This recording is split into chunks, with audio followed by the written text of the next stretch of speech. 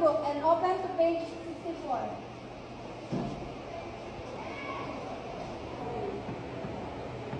Our lesson for today is the use of have to clean, have to drive, has to help, and has to respect. Who can tell me the difference and the usage of these words? Mr. Love to all.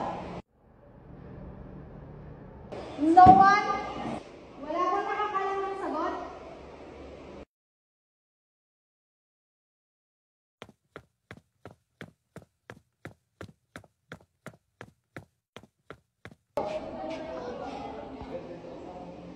Mr. Bakasyon, why are you late?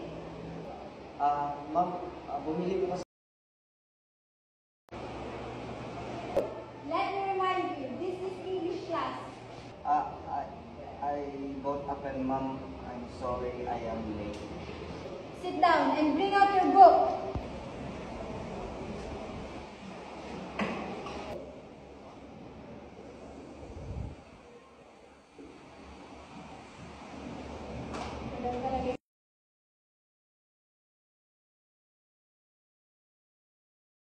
Yan si Ma'am.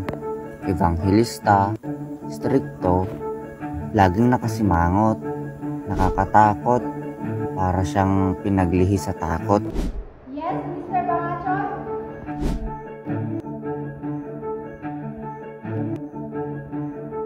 Late again, Mr. Bakasyon? Remove your earrings!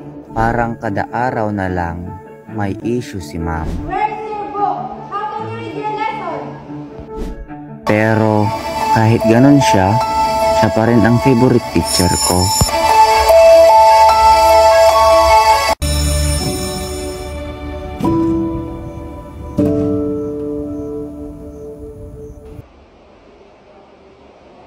I'm very worried about your grades because of your tardiness.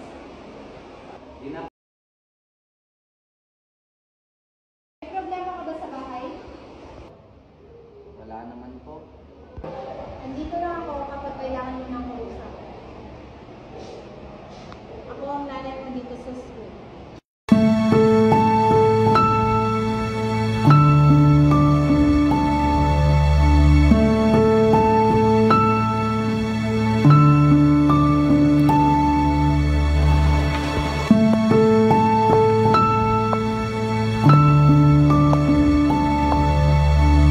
Dahil kay Ma'am, natuto akong mag-English.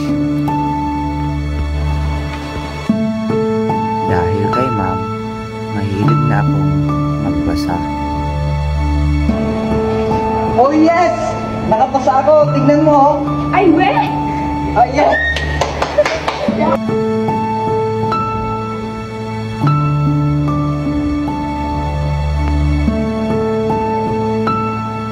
Dahil kay Ma'am, natuto ako.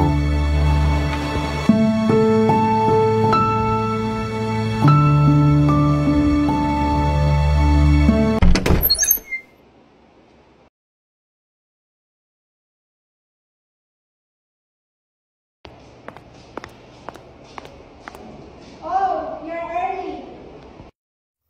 Good morning, everyone. Please bring out your notes and take downs the coverage of your exam. So, the coverage of our exam is all about kinship, social group, household. Dahil kay Ma'am,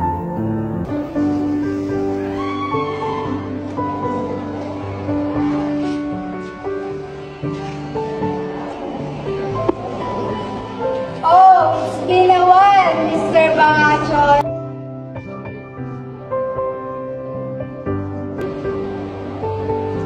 Salamat po, ma'am, dahil sa'yo ay nakagraduate na rin ako. Tapos, salamat po sa patuloy na pag-advise sa mga pagkukulang ko nung ako pa ay nag-aaral. Salamat po sa pagtulong sa akin. At ito po ay hindi ko magkakalimutan sa aking buong pagkatao. Salamat.